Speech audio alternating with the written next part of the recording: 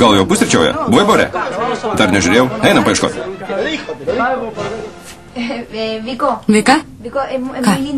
Labai graži pavadinė. Tikrai? Graži. Gražiai, reikia į pamokas. Ko juokitės? Reikia į pamokas, gausi pastabą. Mergaitės, apsivilksi švarkelį ir viskas. Kas čia tokio? Vis tiek gausi pastabą. Tegul rašo pastabą man vis vien. Šitos marškinėlius gavau dovanų, kai su Roku dainavom bare. Noriu juos apsivilkti ir viskas. Leis dar šito paklaus. Paskutinis klausimas. Nu, kada ne į pastabą? Mergaitės, apsivilksi švarkelį ir viskas. Kas čia tokio? Vis tiek gausi pastabą. Tegul rašo pastabą man vis vien. Šitos marškinėlius gavau dovanų, kai su Roku dainavom bare.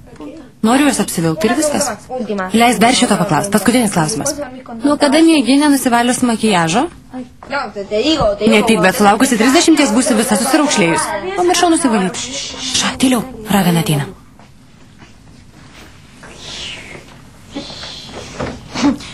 Šluotos nepalik. Ir skrybėlės.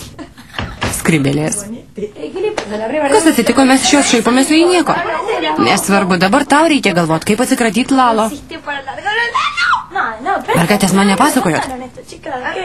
Lalas pasakė, kad myli Felę. Supranti? Tikrai? Porą kartų pasibučiavo? Daugiau nei porą. O Felė jam parodė jo vietą. Pasakė, kad... Ar ne? Ne. Negalėjau jo pasiūst. Nepavyko, jis už mane stipresnis, negaliu. Felė, jeigu jis už tave stipresnis, draugauk toliau. Kovok dėl jo, ar abejoji? Nežinai ką? Tik nesijuokit. Kai būnu viena, įsivaizduoju, kad jis mane glosto, glamonėja. O atsimerkusi sakau, Felė, gal išprotėjai, kas tau daros? Felė, ką? Tu įsimylėjai.